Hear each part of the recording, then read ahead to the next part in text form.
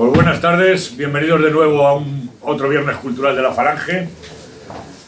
Antes de empezar con el asunto de hoy, recuerdo que hace 15 años que murió nuestro camarada Manuel Pereira en un accidente. También anuncio la conferencia del viernes que viene, día 2 de diciembre, por Fernando Paz, que no va a ser presentación del libro, sino va a dar una conferencia sobre el juicio de Nuremberg. Dice que nos lo tomemos como un detalle de buena voluntad por su parte, que no viene aquí a promocionarse, ni a vender, ni nada, sino a colaborar con la Falange, y por eso no quiere traer los libros, pero que aún así, que si alguien le quiere comprar en una librería, que lo firmaría con mucho gusto. O sea, que no se viene a promocionar, sino una especie de comunión con nuestros ideales.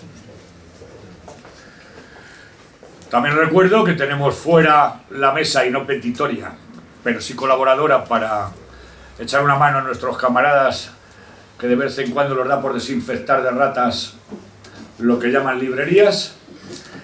Y bueno, pues vamos a pasar a presentar, algunos ya le conocéis, Manuel Maqueda, falangista, camarada, lógicamente, hijo y padre de camarada,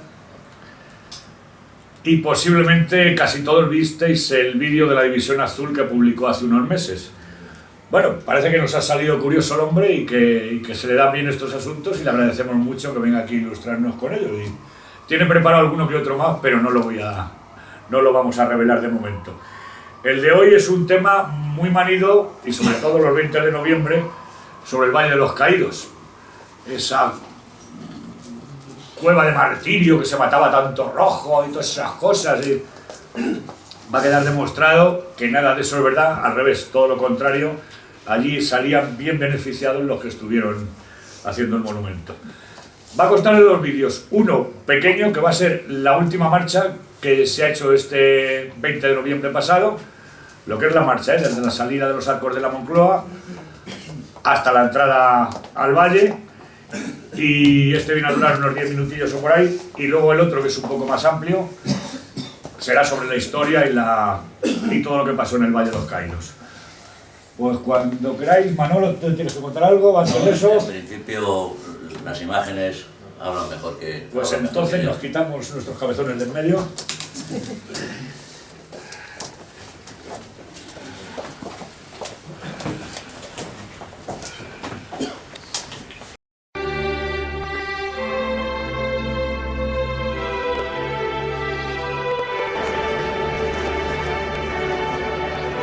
Qué camino descarcha tu camino, aromado de mar de madrugada en la llama votiva de los cirios. Qué implacable vigilia de esperanza, José Antonio, tu nombre en el relevo de la noche aterida que se acaba. Al hombro azul del caminar despierto pasa y vence la luz con que renueva su tierno afán de servidumbre al cielo. Y este clamor anónimo en la tierra, que presente de ti responde en tu ronda de eterna caminera. Y este pisar castrense de los hombres, con tu paso de paz y de batalla, que repica la tierra como el bronce. Y este pasmo de hierba atarazada en la ingenua mudanza del sendero, y esta vela de vientos que te guardan, todo el tránsito azul al día nuevo, para ti, José Antonio, y la promesa de mirar y morir hacia lo eterno, de sentir otra vez cada alba nueva, este mismo fervor que hoy con tu peso en el hombre nos alza su bandera, renovar otra vez rito y silencio, con esta misma plenitud de ahora y en este mismo pergeñar de incienso. A este tránsito eterno de las sombras, otra vez volveremos, José Antonio, por el hábito antiguo de tu escolta. Y el limpio amanecer que escuchó el voto, aún tendrá guardia en el difícil trance del futuro sin ti, perplejo y solo. Y nuestro grito vivirá en el aire, más allá del recinto del imperio, donde queda la norma de tu imagen.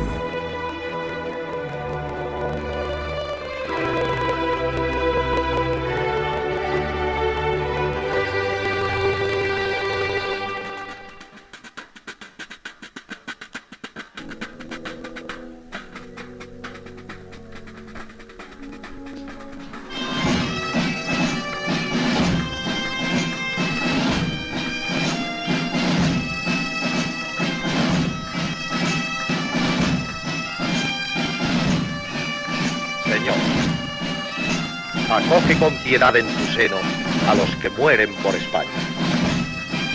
Y consérvanos siempre el santo orgullo de que solamente en nuestras filas se muera por España y de que solamente a nosotros honre el enemigo con sus mayores armas. Víctimas del odio, los nuestros no cayeron por odio, sino por amor. Y el último secreto de sus corazones era la alegría con que fueron a dar sus vidas por la patria. Ni ellos ni nosotros hemos conseguido jamás entristecernos de rencor ni odiar al enemigo. Y tú sabes, Señor, que todos estos caídos mueren para libertar con su sacrificio generoso a los mismos que les asesinaron, para cimentar con su sangre joven las primeras piedras en la reedificación de una patria libre, fuerte y entera. Ante los cadáveres de nuestros hermanos, a quienes la muerte ha cerrado los ojos antes de ver la luz de la victoria, aparta, Señor, de nuestros oídos las voces sempiternas de los fariseos, a quienes el misterio de toda redención ciega y entenebrece, y hoy viene a pedir con vergonzosa indulgencia delitos contra los delitos y asesinatos por la espalda a los que nos pusimos a combatir de frente.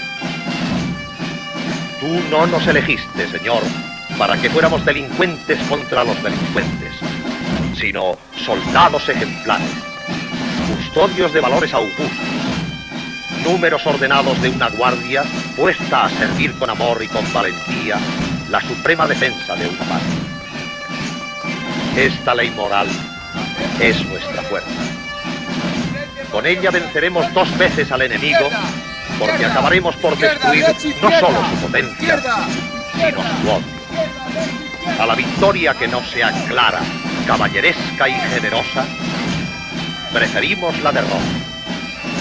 Porque es necesario que mientras cada golpe del enemigo sea horrendo y cobarde, cada acción nuestra sea la afirmación de un valor y de una moral superior.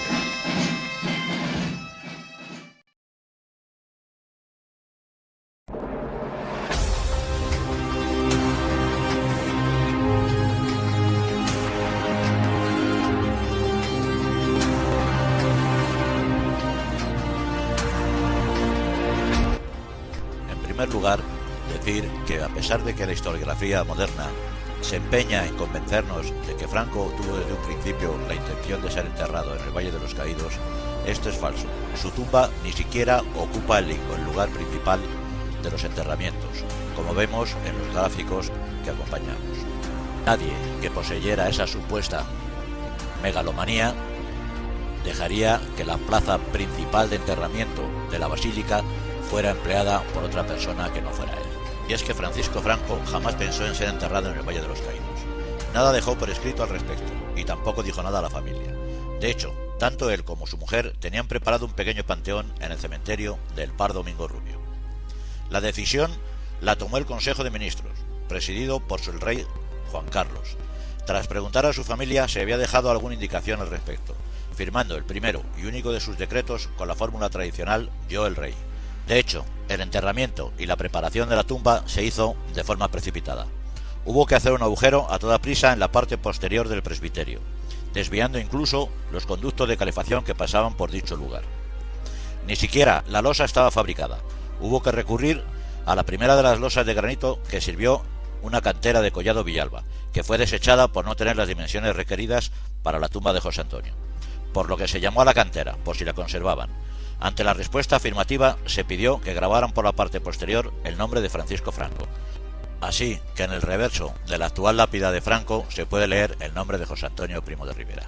El Valle de los Caídos se hizo como nos dicen ya en el decreto del año 47, para enterrar a todos los caídos en la guerra civil, tanto de un bando como otro. Lo que se intenta con este edificio es sobre todo un lugar de unión para tanto unos como otros y un lugar para perpetuar la memoria de lo que había ocurrido en un momento dado y que todos ellos bajo esta magnífica cruz quedasen protegidos.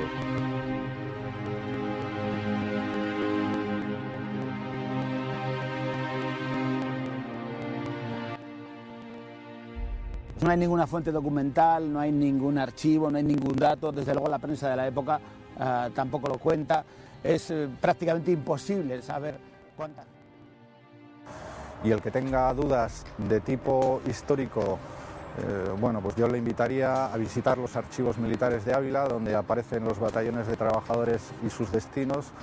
Le invitaría también a visitar otro tipo de archivos militares en Guadalajara, en Toledo, e incluso le invitaría a que visitara, ahí puede tener más problemas por los permisos, pero los tribunales de cuentas han recogido sistemáticamente todos los años lo que cobraban los presos. ¿Y en concepto de qué? Valle de los Caídos se llama el fondo, que estaba y está en el archivo del Palacio Real de Madrid, y es un fondo, como dice Javier, bastante desconocido. No es que no hayan ido investigadores, algunos han pasado por allí. Bueno, tenemos aquí a Pablo Linares, presidente de la Asociación de Defensa del Valle de los Caídos, que conoce ese fondo bastante bien. Nos hemos encontrado allí de vez en cuando con algún investigador que no sé muy bien lo que ha hecho con el fondo, porque desde luego no lo ha dado a conocer. Y cuando yo aparecí allí, efectivamente, hacía poco que desde Patrimonio le habían negado al abad del Valle de los Caídos, don Anselmo, la existencia de ninguna documentación relativa al valle, cuando él preguntó por el asunto. Es difícil creer que por ignorancia no supieran en Patrimonio que tenían allí un fondo de 70 cajas. Son miles de documentos lo que hay. Siendo así, es verdad que el archivo es amplísimo. Lo cierto es que, fuera por lo que fuera, con ese fondo ni contaban. Y providencialmente aparecí por allí. Yo no esperaba encontrarme con eso, fue providencial. Preguntando por si hubiese algo. Me mandaron allí de Laga, de Alcalá de Henares, por si acaso en Palacio hubiese algo. Y directamente el jefe de sala, a quien le agradezco en este libro su participación en el asunto, dijo, sí, claro que sí, hay un fondo entero. Y ya me dijo él, realmente bastante poco utilizado. Cuando acabé la tesis me dijo que era la primera vez, no me lo dijo antes, cuando ya estaba terminada me dijo, es la primera vez que se ha hecho esta labor. O sea, este fondo no se ha diseccionado nunca. Habían ido investigadores, habían hecho algún sondeo. Pienso que algunos, al ver lo que había, precisamente, bien porque para meterse allí a fondo necesitas becarios, para ver todo aquello en un plazo de tiempo razonable, bien porque lo que aparecía no les gustaba, en el sentido de que es un fondo demoledor para la leyenda negra, pues no volvían por allí. Y de ese fondo han hablado bien poco. En notas a pie de página, y yo he tenido que leerme todo lo publicado por el Valle, no he visto ni una sola nota de ninguno de los autores que han escrito sobre el Valle. Nunca, jamás.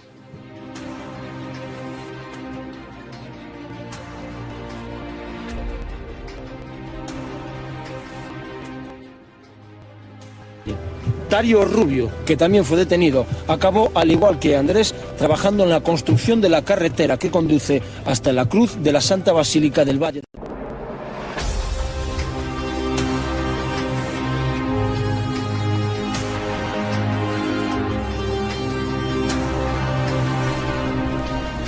La financiación, desde el primer momento, desde el primer decreto, propiamente el fundacional de 1 de abril del 40 más que el de 39, se estableció que, considerando que España acababa de salir de una terrible guerra, el Estado no estaba en situación de afrontar una carga económica como la que se preveía para este monumento. Entonces se estableció el criterio de buscar fondos que no supusieran un gasto para el Estado ni salieran del bolsillo de los españoles.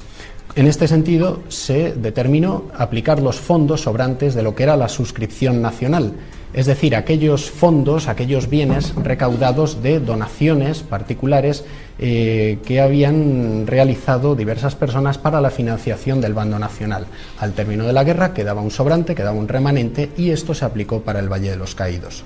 Llegó un momento en el que se comprobó que esta cantidad no iba a ser suficiente y, por lo tanto, manteniendo ese mismo criterio de que no fuera el Estado el que pusiera el dinero, ni el dinero de los españoles, lo que se realizó fue, para cubrir los gastos que quedaban, que eran mucho mayores de los previstos, realizar unos sorteos extraordinarios de Lotería Nacional celebrados el 5 de mayo para acabar de financiar el monumento. En los años previos se habían estado celebrando también estos sorteos extraordinarios con el fin de reconstruir la ciudad universitaria de Madrid, que había quedado arrasada puesto que era zona de pleno frente de batalla.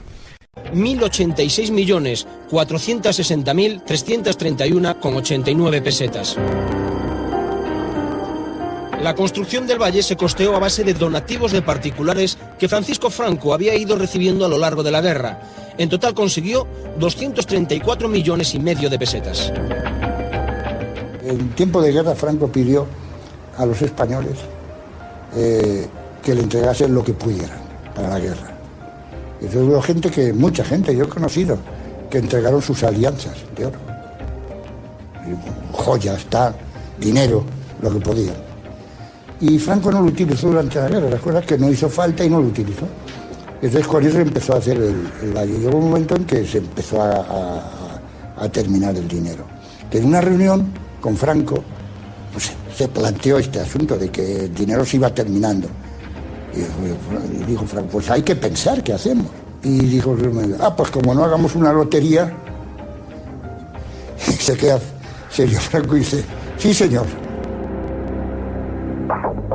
En efecto, Franco decidió que los beneficios de la lotería del 5 de mayo de cada año fueran destinados a sufragar las obras.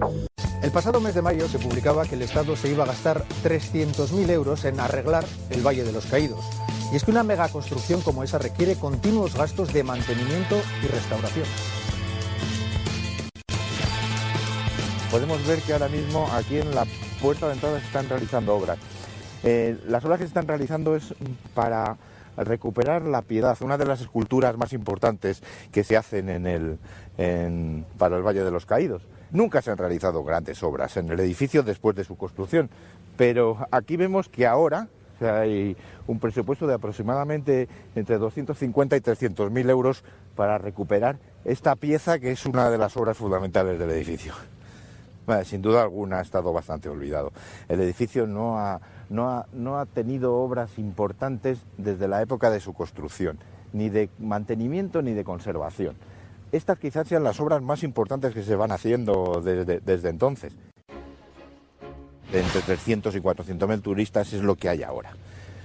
En los años anteriores, aproximadamente años 70, años 80, la cifra era muchísimo más grande, llegando incluso a superar el turismo que había al monasterio de San Lorenzo del Escorial. Pero no solo la caída ha sido en el Valle de los Caídos, sino en este tipo de monumentos. Ahora mismo el billete vale 9 euros, multiplicamos por la cifra de visitantes y nunca jamás se llegaría a gastar el dinero recaudado en lo que se está haciendo ahora mismo.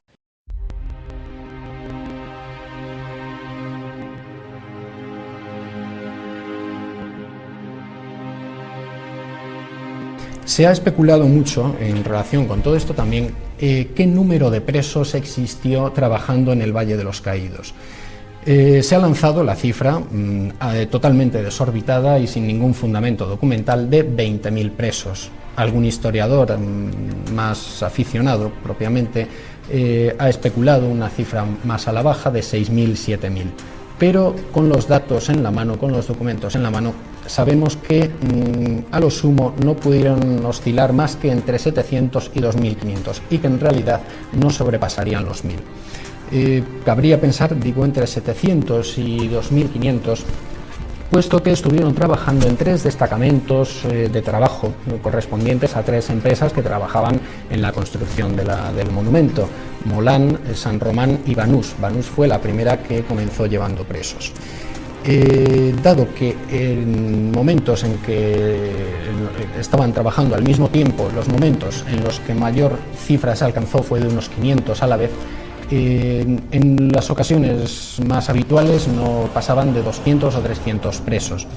Teniendo en cuenta la redención de penas que iban pasando varios, se puede hacer ese cálculo que digo de 700 a 2.500. Ahora bien, por un dato que incluso recogió la revista Redención, que fue el primer periódico semanario elaborado y publicado por presos en todo el mundo, el semanario Redención, en 1947 daba la información de que en el Valle de los Caídos en ese momento existían 295 presos trabajando y hasta el momento habían pasado 800. A partir de este cálculo y de otros datos, cabe suponer que la cifra no pasó de 1000. Y además hay que tener en cuenta que la mayor parte de las personas que estaban trabajando en el Valle de los Caídos era personal libre.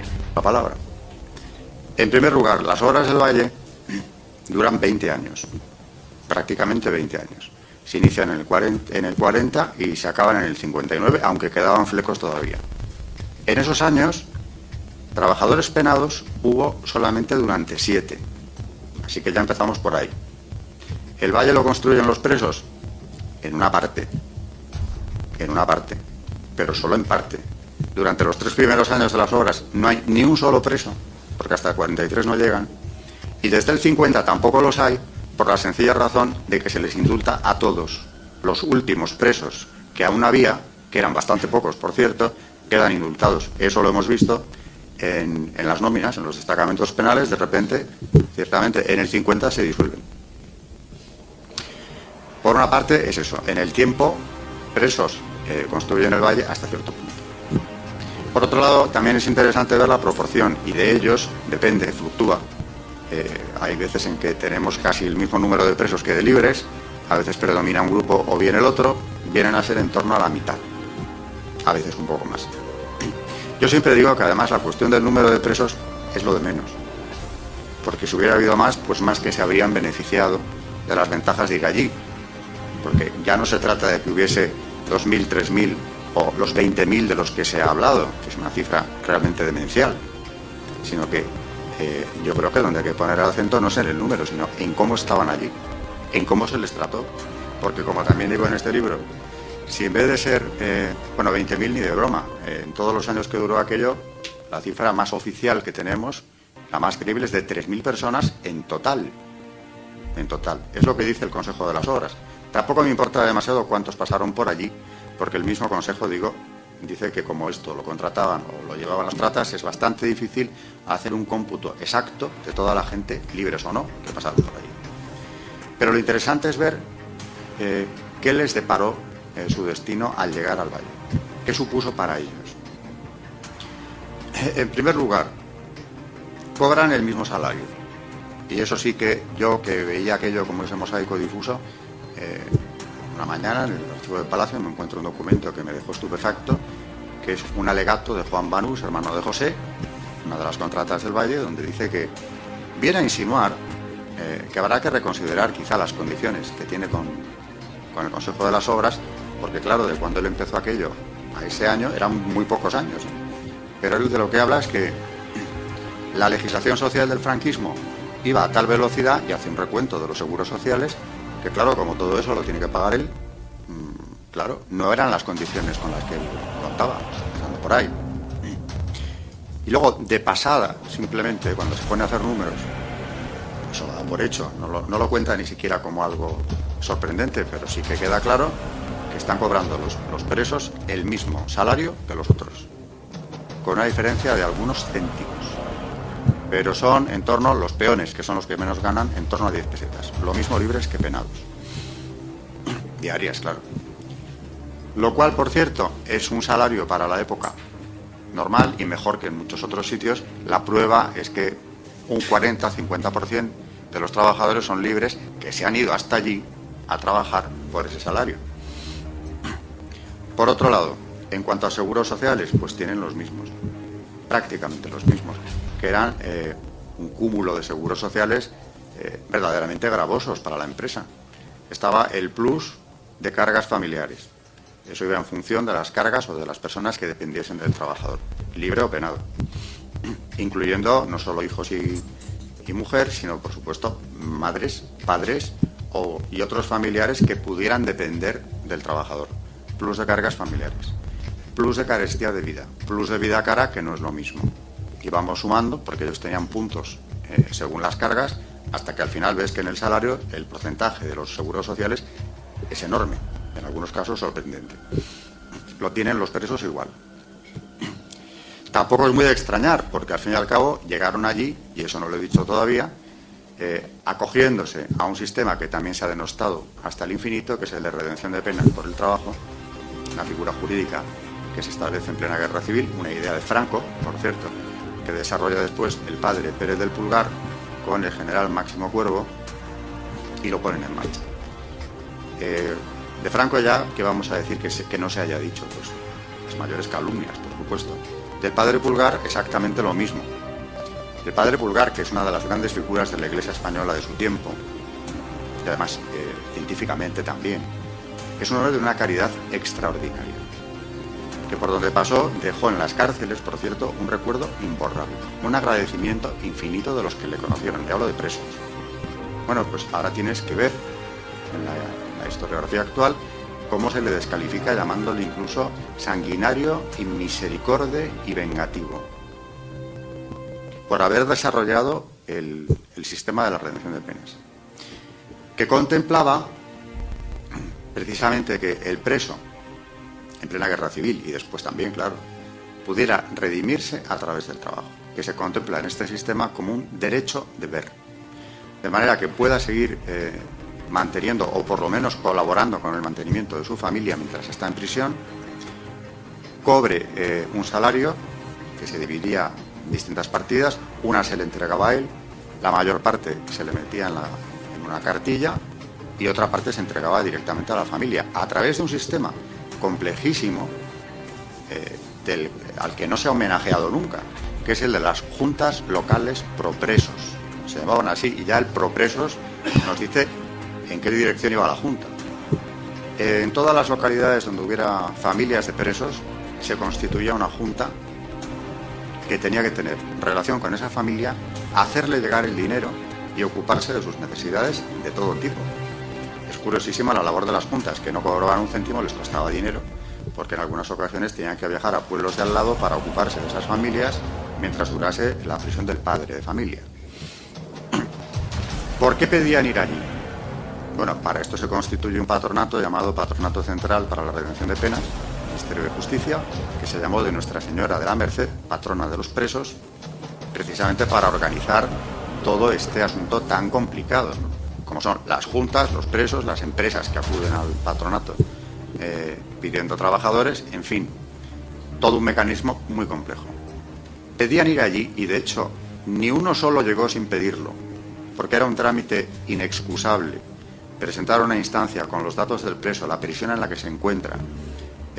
También tenían que explicar muy bien, porque había grupos, estaban clasificados por grupos, a qué se habían dedicado, cuál era su especialidad, en qué se les podía emplear. Y si cubrían todos estos requisitos, iban a parar allí o bien a donde pidieran, porque en otras ocasiones no toda la redención de penas, ni mucho menos, se empleó en el Valle de los Caídos. El Valle de los Caídos, los presos que llegaron allí sí son o llegan a través de este sistema. Por tanto, llegan voluntariamente, ahí están sus instancias. Pablo me ha localizado alguna, por cierto, que no es nada fácil, porque no aparecen con frecuencia, pero las hay, por supuesto. Y lo que sí es que no hay un solo preso que no reconozca, de los que han sido entrevistados, que lo solicitó, que hizo su instancia y que lo solicitó por motivos obvios. Eso incluso en los autores adversos al franquismo está recogido. En el caso de Lausín, ¿cómo se llama el autor? Por Dios, el del Sueiro. En el caso de Sueiro, aparece claramente como él, cuando entrevista a los presos supervivientes del Valle de los Caídos, recién muerto Franco, creo que es en el 76, pues todos ellos reconocen sin ningún problema haber llegado hasta allí porque lo pedían, y explican por qué lo pedían, o sea, nunca lo han negado. Yo siempre digo que cuando los presos hablan, en el caso del Valle, la leyenda se cae en pedazos. aunque no quieran ellos. Es decir, no es que nos encontremos con un conjunto de presos radicalmente franquistas, ni mucho menos, ¿no? Tampoco son lo contrario, generalmente.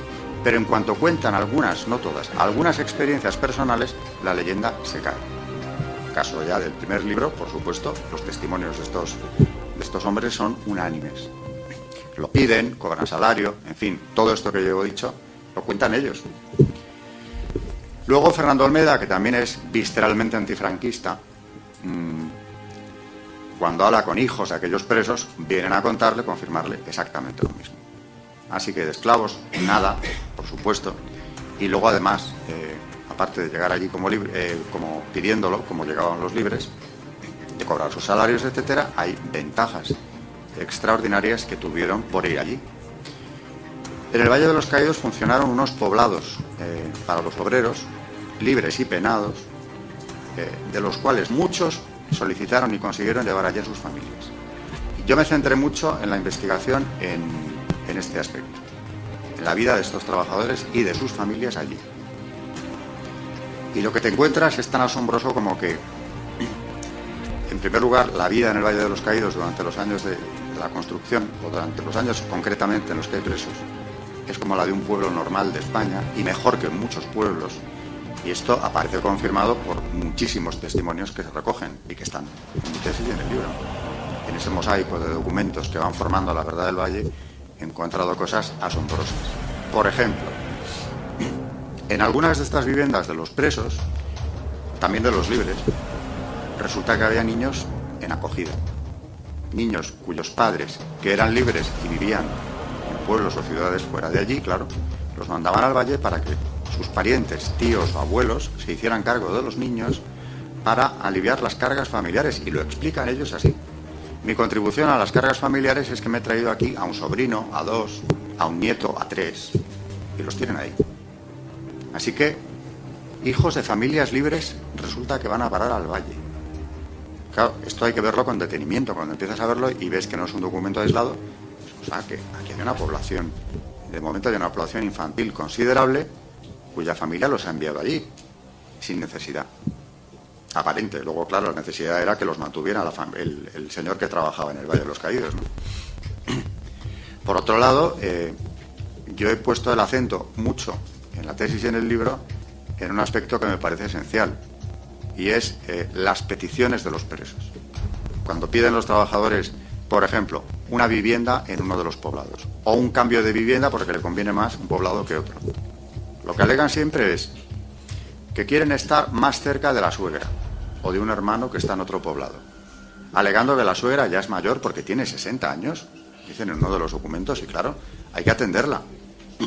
Por ejemplo, en varias ocasiones lo que dicen es que se van a casar allí en el Valle, con chicas que estaban allí por las mismas razones, porque son familia de presos, generalmente presos, que habían ido a vivir allí y sus padres o hermanos se las habían llevado, como el caso de Cantelar, cuya hermana se casa en el Valle. Eso no lo cuenta, no cuenta toda la trayectoria de la familia Cantelar, ni en el libro primero, ni en el libro de Olmeda, ni en ninguno, no aparece esa historia. En el Valle está reflejada en la documentación. Piden las viviendas por eso, o bien porque dicen que a fin de poder reunir a todos sus hijos necesitan una más grande, porque había más de un tamaño de vivienda. Y claro, cuando empiezas a ver que, por cierto, todos estos documentos, generalmente, en la inmensa mayoría de los casos, pone detrás, concedido. El regidor del Valle escribe en lápiz rojo siempre, concedido. Claro, dices, lo que están alegando estas personas para que se atienda su petición son razones siempre de humanidad.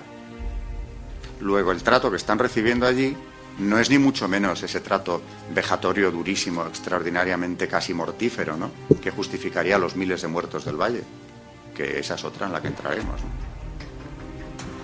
Alguien que pide esto, estar más cerca de su suegra o de un hermano o una casa más grande para reunir a todos los hijos, es alguien que está viviendo allí una realidad en la que sabe que eso se va a tener en cuenta.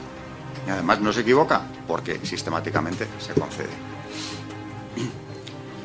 Hay aquí en el libro un capítulo que considero realmente revelador dentro de todo el conjunto de los más reveladores, que es el de los veraneos del Valle. también confieso que hasta yo mismo, afectado de prejuicios por el ambiente, cuando llego y me encuentro otro de estos documentos definitivos,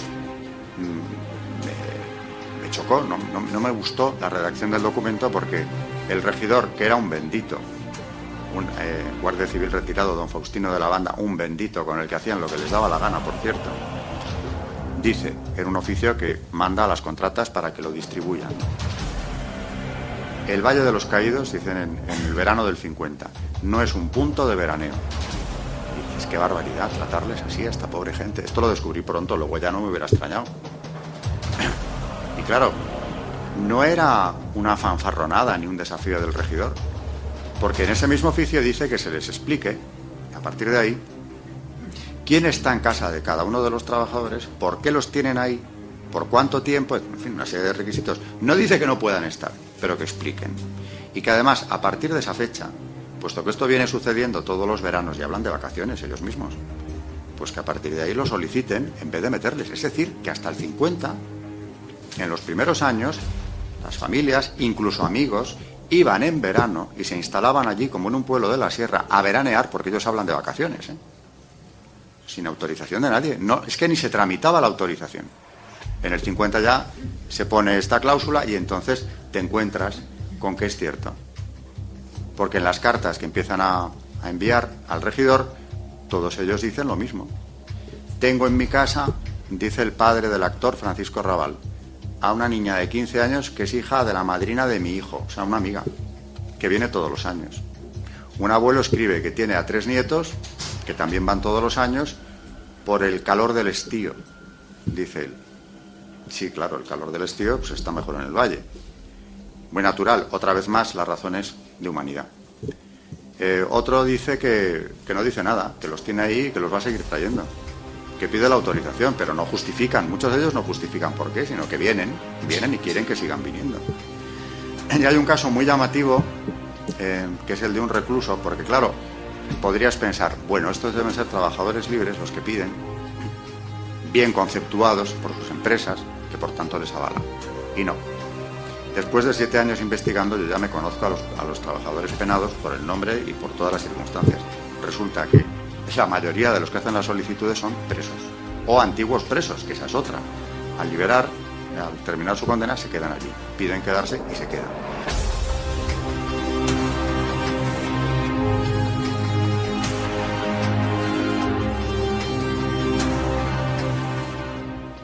Y allí estaban trabajando, digamos, reventando las tripas de la roca, con lo cual había accidentes y había fallecimientos y hubo muertos después por consecuencia de la silicosis. Lo que pasa es que no tenemos datos exactos. Yo creo que nunca llegaremos a saber cuántos murieron haciendo aquella, porque horadar la piedra en aquellas condiciones insalubres y además sin material, porque claro, ahora cuando vemos que hacen obras del metro con esas máquinas, que va, eso fue a puro martillazo, horadar la piedra, ¿no? Otro mito que se derrumba es el de los muertos. Y para eso también me encontré otro de esos documentos definitivos, o mejor dicho, colección de documentos, una serie de ellos, definitivos, que también me costó aceptar a mí. Igual que lo del oficio del regidor del veraneo, que me chocó más casi cuando encuentro que el primer muerto del Valle, en el que se ha hablado, eso sí, los enemigos del Valle, que son los del franquismo, y para eso han demonizado el Valle, siempre hablan de miles de muertos sin dar cifras ni aproximadas. Fueron muchísimos, fueron miles, lo dicen todos los que han publicado sobre el tema, no dan cifras ni aproximadas. Hablan de una muchedumbre de muertos y en algunos casos incluso han llegado a afirmar que también los mataban, en ocasiones, ¿no? Una vez exprimidos, pues los mataban y los tiraban allí como para formar parte de la cimentación, que además es un disparate técnico salvaje. Gente de buena fe me ha llegado a preguntar a mí si eso era verdad.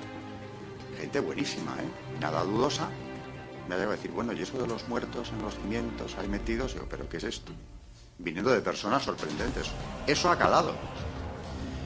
Bueno, pues al cabo de ya un tiempo de investigación me encuentro una correspondencia entre la viuda del primer muerto, Alberto Pérez Alonso, que pide una vivienda en Madrid.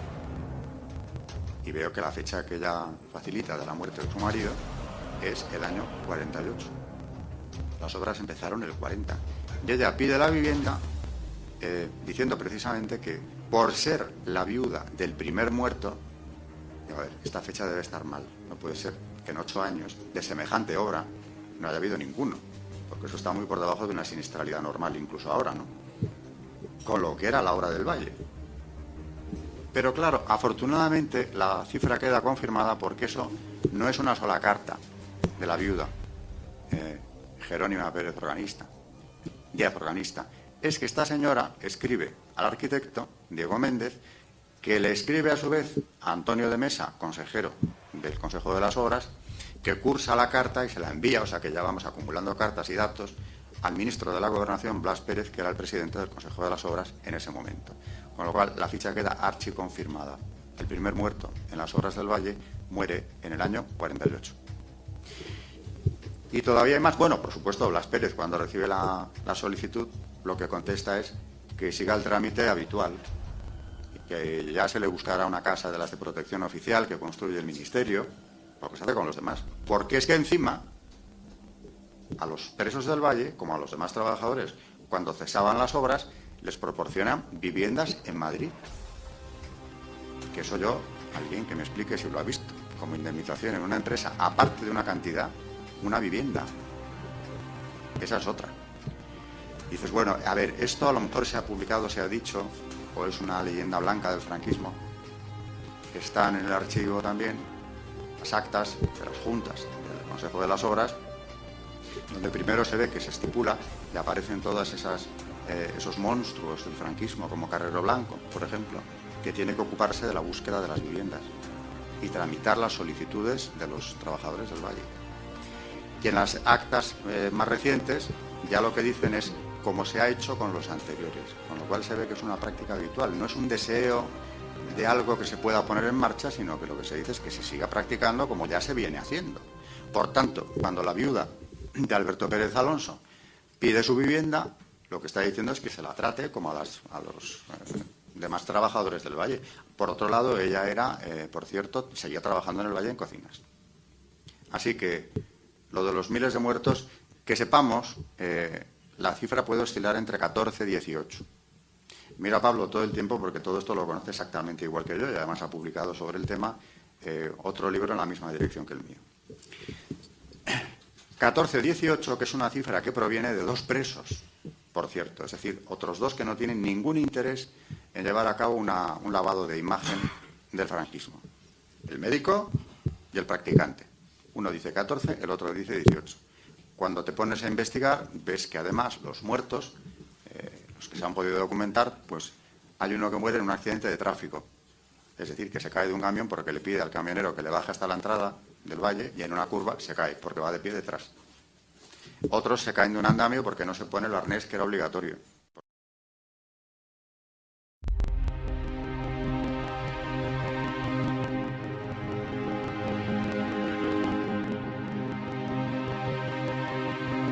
Otro mito que se cae al investigar es también el de los presos políticos.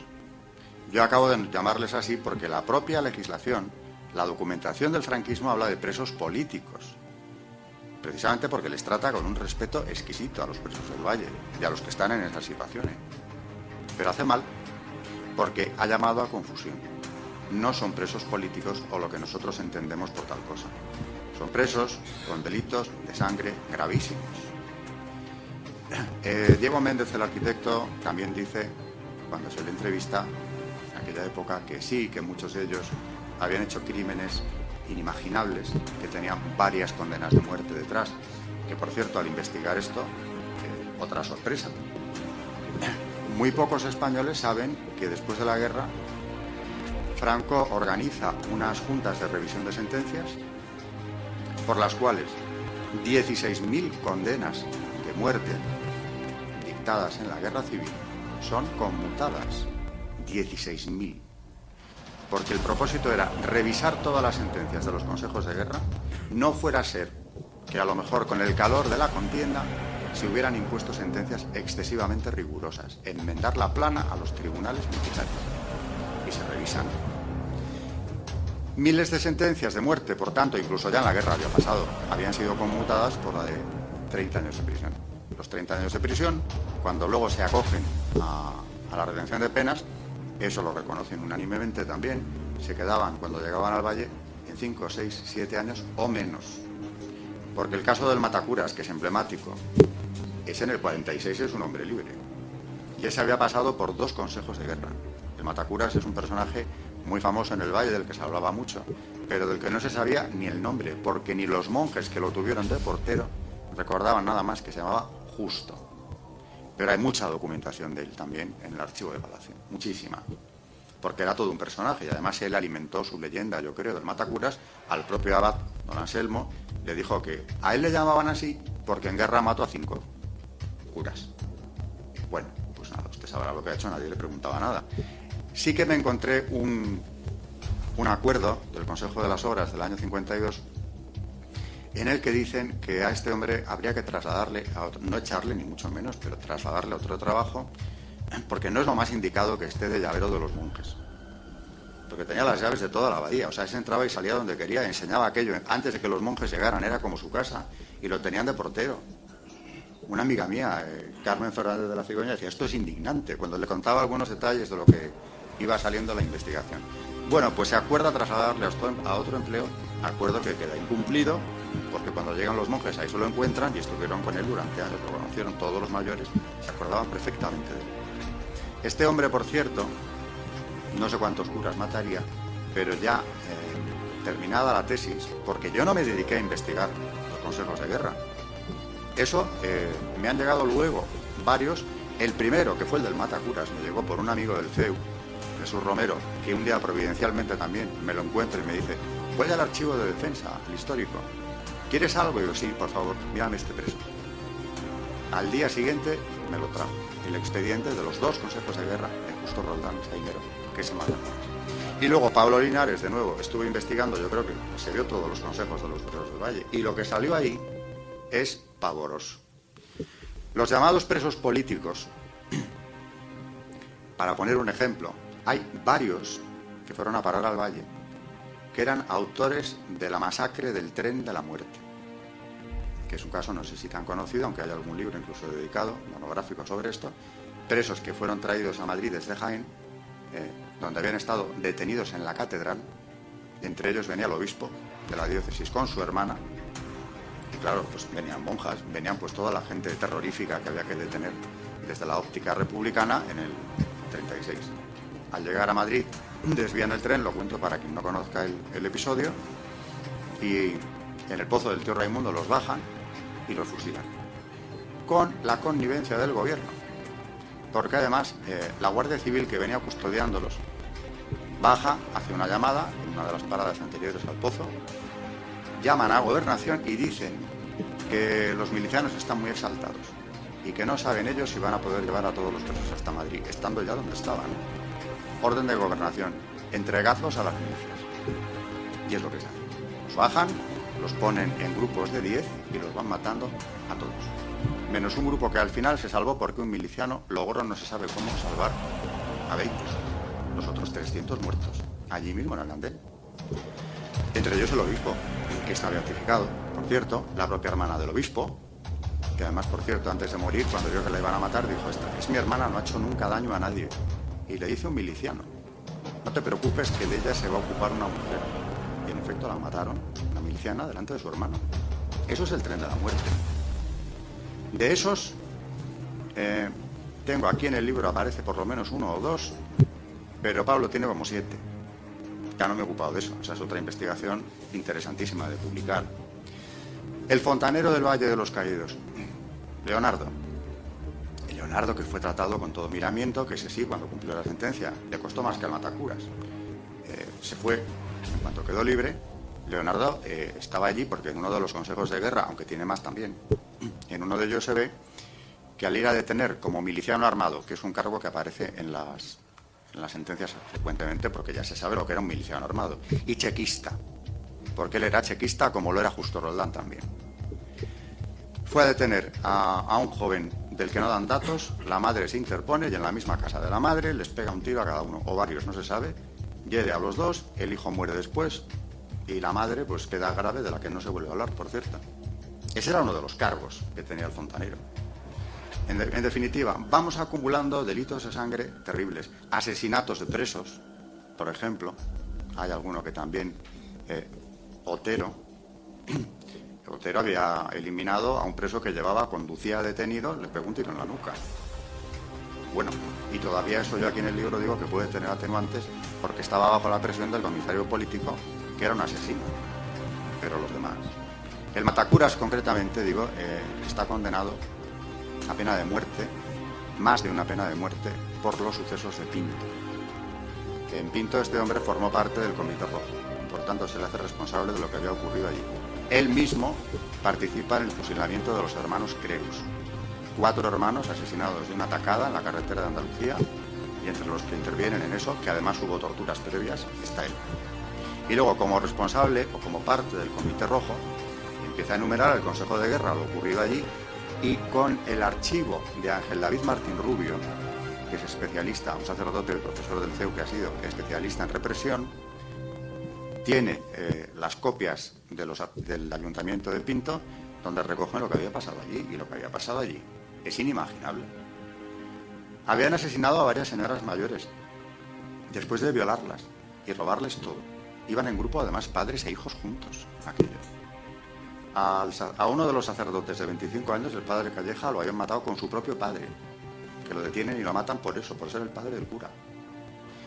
A un obrero del pueblo, por ser de derechas, un mecánico, lo arrastran y finalmente lo entierran vivo. Vamos, lo de Pinto hay que verlo con detenimiento. Y es por eso por lo que se juzga y se condena a Justo Roldán. Como al liberarse Pinto, los milicianos huyen hacia Madrid, digo aquí que no se puede descartar que luego a los demás curas que dice haber matado los matase aquí, porque aquí estuvo el Mecheca también, el de chequista. Estos son los presos llamados políticos del Valle de los Caídos, por tanto del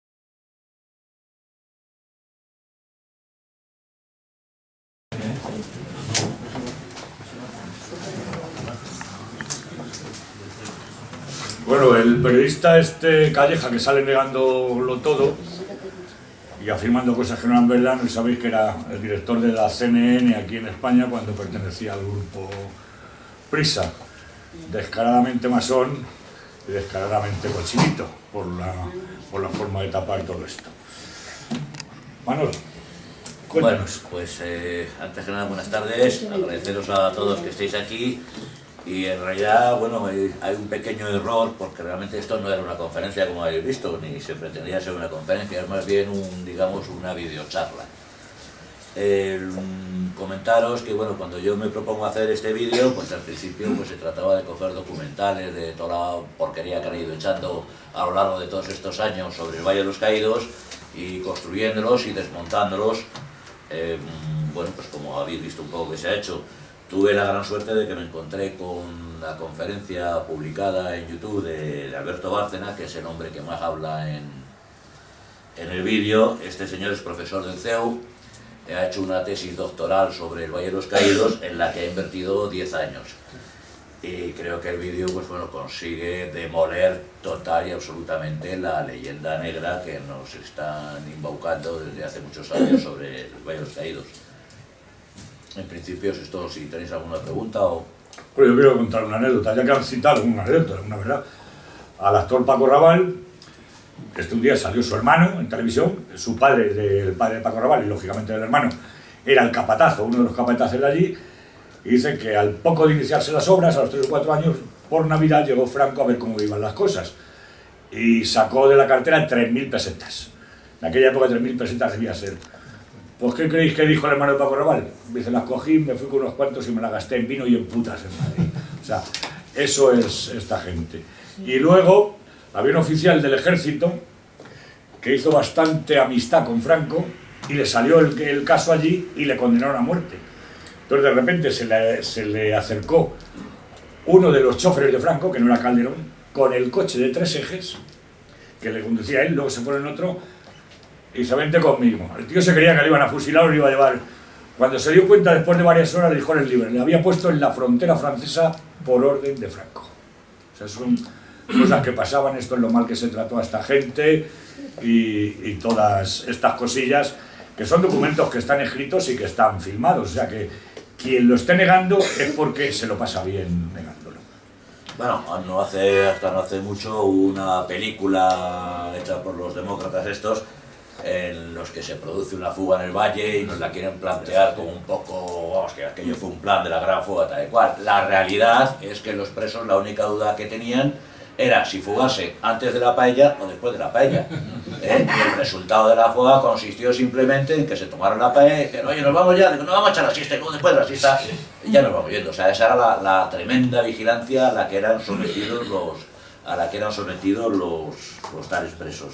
Otra cosa, bueno, también mi padre trabajó en Duarte y compañía, que fue una de las contratas que trabajaron allí en el Valle de los Caídos, y una de sus funciones era precisamente viajar por toda España buscando especialistas para las obras, porque frente a lo que nos pretenden inculcar de los 20.000 esclavos, eso con los tíos con el látigo y los tíos de la piedra, la realidad es que las obras, digamos, para la época en la que fueron hechos, se requería gente muy especializada porque se están empleando técnicas muy avanzadas para la época. Prueba de ello está la escasez de muertos. Y bueno, lo que me cuenta mi padre, que tuvo una de sus funciones era ir a buscar especialistas por toda España para contratarlos para ir a las obras. Yo, otro también, el imaginero, el que casi diseñó todo el valle, Juan de Ábalos. Este hombre era el afiliado número 7 al Partido Socialista en Mérida y era uno de los directores, si no el director en ese momento, de la Casa del Pueblo. Se había fugado, se había ido corriendo, claro, a Portugal, que le pillaba al lado, y presentó el boceto y de todo Franco creo que dijo pero es que un hombre que está en el exilio, vamos a mear, yo quiero esto, pues esté bien hecho y me da igual que le haya hecho un rojo que no. O sea, y vino Juan de Ábalos y creo que a partir de ahí era bastante franquista hasta que Franco murió, claro, que luego ya estaba entre Pinto y Valdemoro, que no era tanto, que no era todo esto, ¿no? Pero sin embargo su hijo bien que reivindica la memoria del Valle de los Caídos, no solamente como obra de arte. Bueno, el vídeo no contiene la totalidad de la conferencia. Yo he quitado algunos pasajes porque ya es que me estaba cabreando, ¿no? Digo, bueno, pero ¿quién construyó Valle de los Caídos? Y parece que lo han construido los republicanos. Porque es que los casos, bueno, ya habéis oído, ¿no? De veraneos en el valle de gente que no tenía nada que ver con el valle. O sea, francamente era un cachondeo total lo que se refiere a la disciplina dentro del valle. Entre otras cosas, por lo que se buscaba era eficacia, no se buscaba el castigo de nadie y de hecho los presos que iban allí ni siquiera estaban contratados por el patronato, los contrataban las empresas que solicitaban a prisiones pues voluntarios para trabajar y redimir penas. Y este hombre que sale aquí, Zarco, que es concejal, este es camarada nuestro, no por la Falange, pero camarada en un pueblo de Madrid, y él vivió allí porque su padre era el maestro de los niños creo que era el maestro, pero si no un cargo era el maestro, ¿no, Manolo? Sí. De los niños que estaban ahí, los niños no estaban ni forzados ni nada, tenían colegio y vivían estupendamente, y él vivía pues con estos chavales y su padre también le daba clases. O sea que la reconciliación nacional a lo mejor no se hizo a través del Ministerio del Interior, pero a través del Ministerio de Trabajo se hizo desde el primer día. Y si no, que se lo digan al abuelito de Pablo Iglesias. Perdona, esos barracones imagino que se destruirían, ¿no? No, quedan, de hecho las imágenes que han salido tanto de la escuela como del salón de juegos siguen existiendo. Eso luego se quedó para mantenimiento del valle. Y hombre, sí, ha desaparecido parte de los poblados, han desaparecido, porque no fue uno, fueron varios poblados. Y lo que ha quedado, desde luego, uno de ellos existe y sigue existiendo. Pero están arrasados y los cristales rotos y está lleno de animales, ahí no vive nadie. Había 60 o 70 personas adscritas al valle y quedan 6 o 7. Pero ya sabes que la política que tiene el gobierno con el valle es como no pueden tumbarlo a la brava por las buenas, pues es intentar dejarlo que eso se venga abajo por sí solo. Lo tiene muy difícil porque está muy bien construido, pero ese es el objetivo de ellos, no es que para menos duda. La tesis que habla el señor, de la que hizo, ¿eso está publicado? Sí, la tesis como tal está publicada, yo la tengo. Esa la tienes además la tienes en internet, está expuesta La verdad es que es tochita, ¿eh? Ya, supongo 10 años. Sí, no, 10 años a tirar al hombre investigando. También es verdad que se encontró, el archivo que se encontró estaba papel sobre papel sin mayor clasificación, lo tuvo que diseccionar él solito, vamos. Ahora la última que han hecho es, se han inventado 2 muertos que nadie sabe, no figuran en ningún historial, no figuran en ningún registro. Esto de la memoria histórica, con la intención y con el apoyo de un juez de Escorial, de profanar una cripta para buscar a los 2 supuestos muertos que ni siquiera se sabe si están allí. Y de hecho la Asociación del Valle está organizando y está solicitando gente que tenga familiares ahí enterrados, pues que se personen, porque claro, el entrar a buscar a esos 2 que nadie sabe si están o no, porque no hay ninguna prueba que apunte en esa dirección, el momento que te metas allí estás profanando y estás molestando al resto de personas que sí hay ahí enterradas, que como sabéis todos, pues eso está en un estado bastante lamentable y no hay forma, eso no está clasificado de una forma fácil de encontrar. Sí, pero eso tampoco les importa, Manolo, porque ya sabes que hace unos años, cuando se promulgó la ley de memoria histórica, la vicepresidenta autorizó, después de una conversación con el abad de los Valles Caídos, de que se hicieran catas justamente donde estaban los orsarios, donde estaban los restos, y ante la denuncia nuestra, que luego no la llegamos a poner, pero sí lo denunciamos en la prensa, de que efectivamente era ilegal, hasta que un juez no autorizara, aquí no se podía tocar. Lo hicieron sin ningún tipo de problema. Cuando se vieron que podía tener algún tipo de consecuencia jurídica, lo cerraron y, sí, no pasó nada. Ellos van enredando, molestando, haciendo que pase el tiempo, intentando que la gente vaya cambiando de opinión sobre el valle, y al final la gente diga, pues es que esto ya es una cosa muy molesta, esto no da más que guerra, cuando es todo lo contrario. Bueno, los números, los que ha hecho este hombre, pues es que son así, es que era el monumento más visitado de España.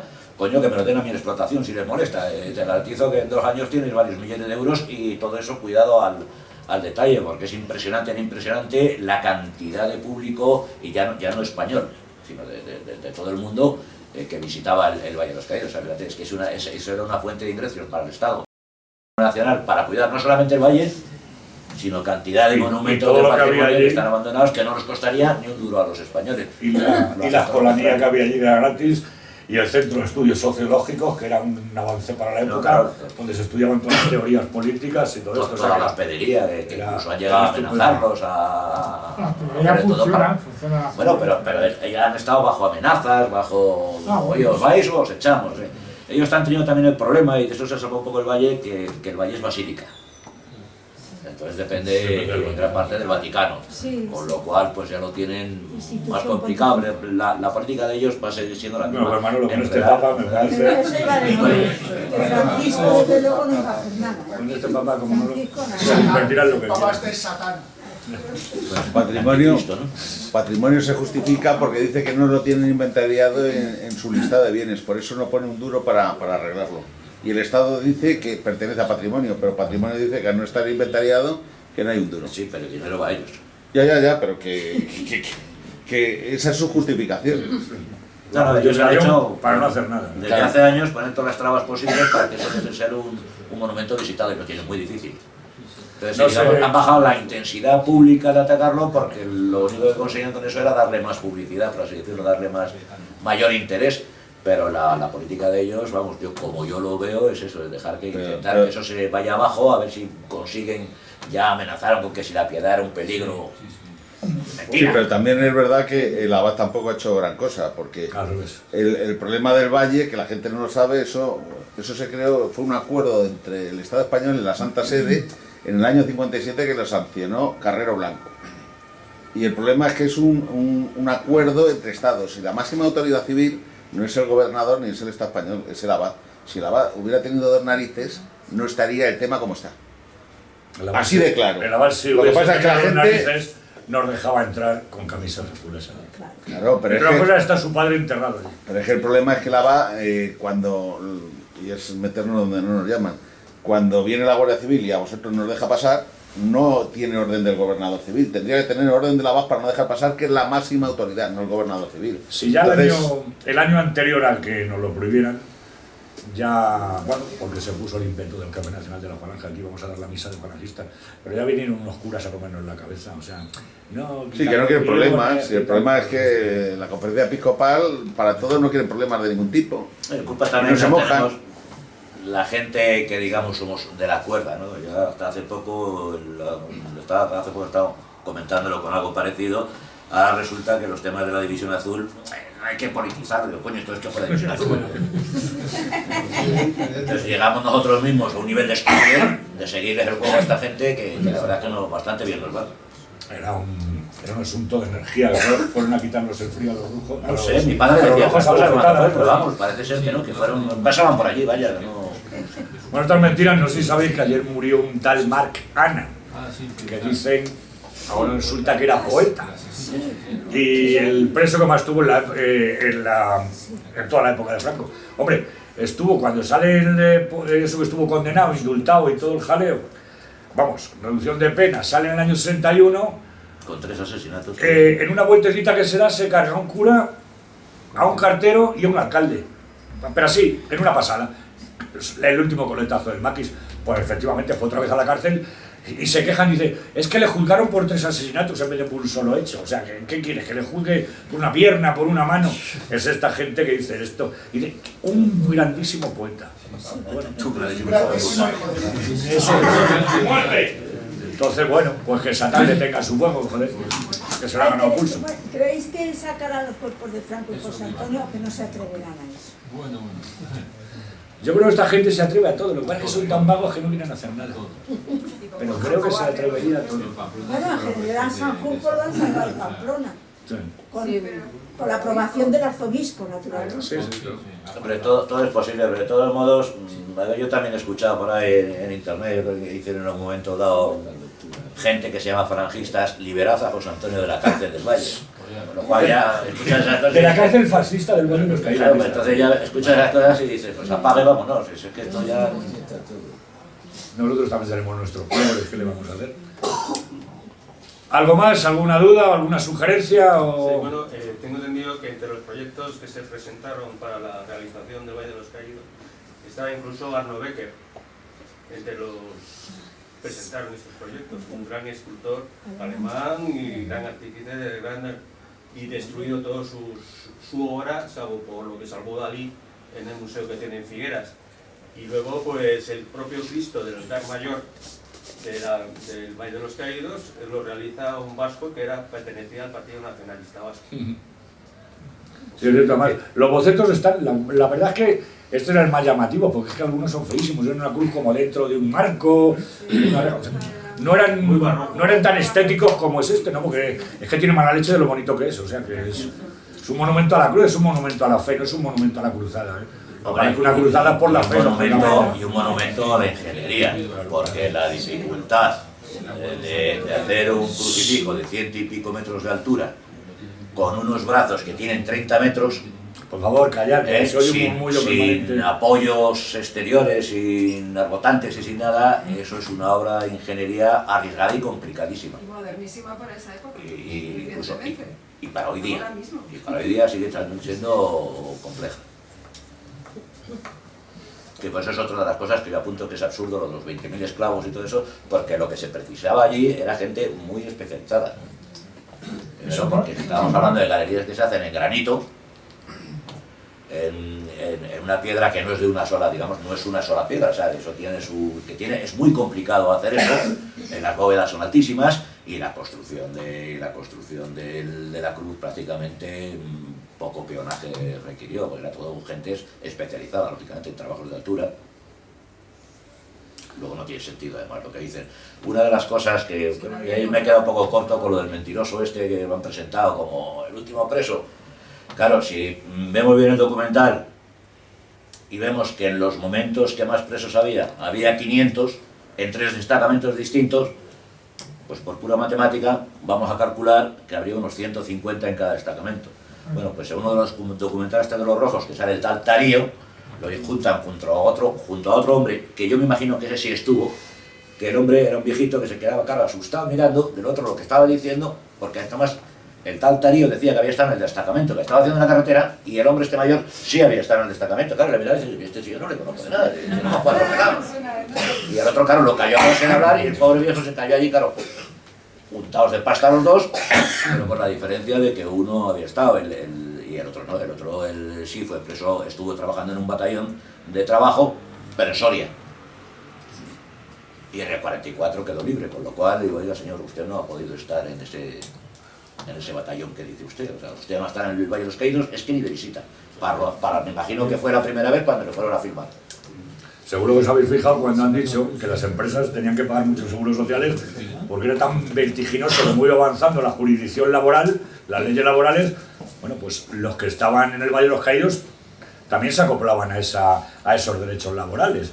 Y muchos, cuando salieron luego ya mayores, han cobrado la pensión. Y lo que han dicho de las cargas familiares, que eran los famosos puntos, que a veces se cobraba hasta 3 y 4 veces más de puntos que de sueldos. O sea, que eran sueldos bastante decentitos, estamos en la época, pero es que encima mantenidos.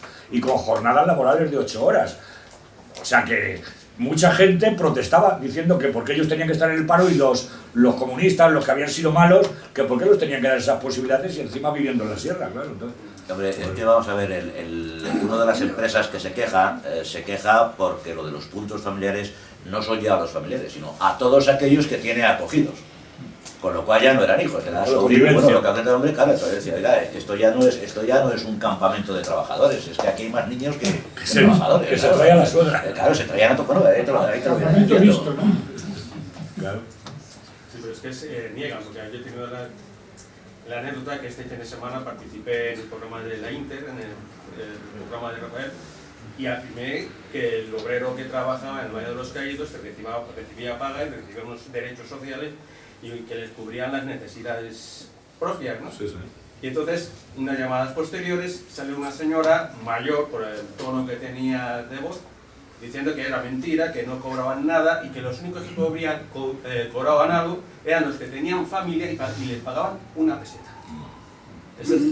Y no dijo, y allí estuvo mi abuelo, porque todo el mundo se apunta a un abuelo por ahí siempre.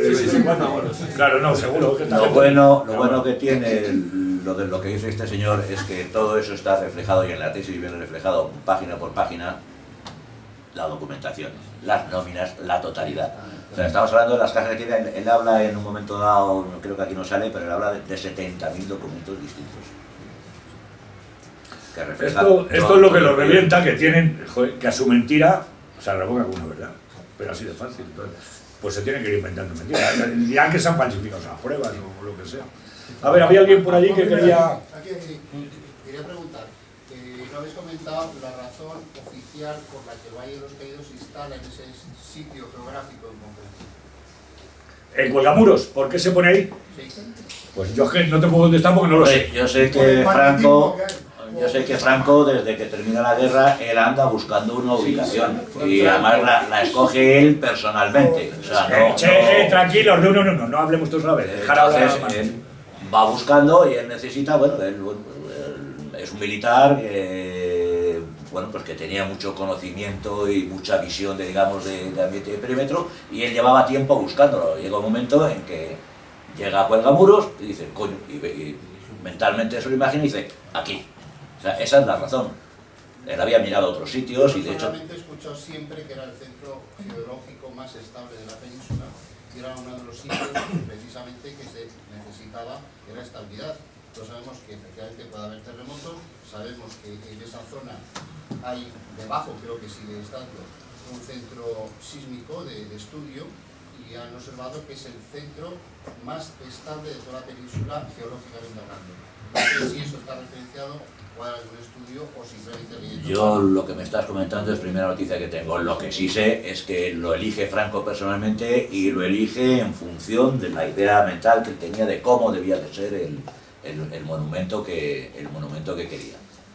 Pero vamos, tampoco sería descartable la otra. Si una línea recta, llega a lo que es el monasterio de los o sea que tiene mucho más motivos de... O sea que tiene una carga esotérica. Resulta también. Joder. Eso está demostradísimo. La documentación que ha dejado Franco lo que te dice es eso, lo que yo os he contado. Luego ya si había por ahí, si tenía asesores astrales, eso ya a mí se me estaba. A ver, silencio, por favor. Venga. Jesús, venga, yo quería preguntar. En relación con la que ha dicho por el trabajo, ¿cuántos días de pena redimía por día trabajado? Y luego otra pregunta que no tiene que ver con lo del Valle, pero sí con el primer documental, la grabación a marcha. ¿De qué poeta es estos versos tan bonitos que han salido, la voz en off, que salía...? Buena pregunta. Me alegro que me lo preguntes, ni puta idea. ¿Pero cuál, en esto o en la marcha al Valle del Caído? Que por cierto, fíjate con la velocidad que se hacen esos documentales y con la rapidez, que no es la marcha del 2016, es la del 20.016. No sé si os habéis dado cuenta al principio. Son cosas que además que cuando ya las cuelgas en YouTube ya no puedes dar marcha atrás. La de la marcha de este año, pues es la oración a los caídos de Rafael Sánchez Mazas. No, dice el autor, me refiero que te refieres al autor. Sí, sí, pero no la de Sánchez Mazas antes, que van diciendo ahí una serie de... Los versos iniciales que hay entre los versos iniciales. Es de un tío que hace jodas también, coño. En su momento lo vi, pero soy... Pesar Jesús, más pesar Jesús. No sé decir. A ver, por favor, callar, leche, coño. La forma que hago yo los vídeos, yo voy buscando más o menos y lo que me suena y me gusta al oído, pues lo coloco. Tampoco te creas que me complico mucho la existencia. ¿Y lo de la redención de las penas por trabajo, cuánto...? La redención de las penas por trabajo llegaban a ser el día por día, pero luego eran muchísimo más, llegaron a ser hasta 6 días por día. Estamos hablando, hemos oído ahí hablar, gente con 30 años de condena, que si el primer preso entra en el 44, en el 41, en el 50 están todos ya indultados, con lo cual era un montón. En un principio era un 2 por 1, y luego ya fue subiendo. Sí, pero que luego estaban los indultos y luego estaban... Haz de cuenta que cuando se acaba de hacer el Valle de los Caídos ya no hay nadie detenido. En el 50 ya no está terminado. Ya eran trabajadores libres. En el 50 queda casi la mitad de la obra por hacer. Porque de ahí dice que acaba en el 59 y tampoco es cierto. O sea, las obras duran hasta el 60 y muchos. Pero se inauguraron en el 59, creo. A lo mejor como obra gorda, grande, puede ser que el 59, pero quedan cantidad de cosas por hacer que se van haciendo hasta muchos años después, vamos, ya digo, yo recuerdo en mi infancia y yo soy posterior al 59 y haber ido a las obras. Empezaron, fue en el 41, habéis dicho, ¿no? En el 40 es cuando empiezan los primeros momentos de la obra. 20 años. De lo del rollo mágico esotérico se contaba que ahí decían que es esa zona exacta porque había una puerta del infierno y una manera de sellarla. Yo no entro ahí, digo lo que se contaba. También se ha dicho que es un centro ufólogo, porque pasan muchos platillos volantes. Claro. Sí, yo todos los días veo allí 50 platillos. Sí. Además, también hago guardia de la porra y digo, que pase este y que pase el otro. Pasa la carretera de la Coruña. Si puestos a decir... Si no, si pueden decir lo que quieran. Bueno, ¿algo más y acabamos? No, porque para decir eso.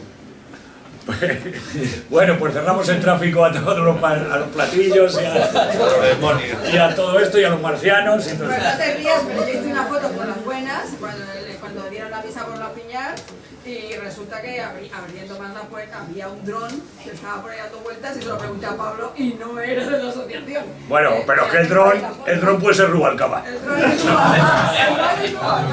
Ese es un ladrón, están grabando.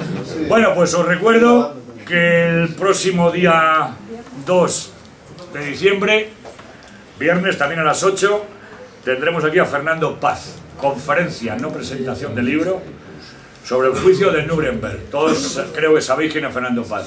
De todas formas, también al día siguiente, en la Vieja Guardia, a las 12 de la mañana, el sábado, Paco Torres, falangista, va a presentar un libro allí, también sobre José Antonio, y el presentador, valga la redundancia, va a ser Fernando Paz.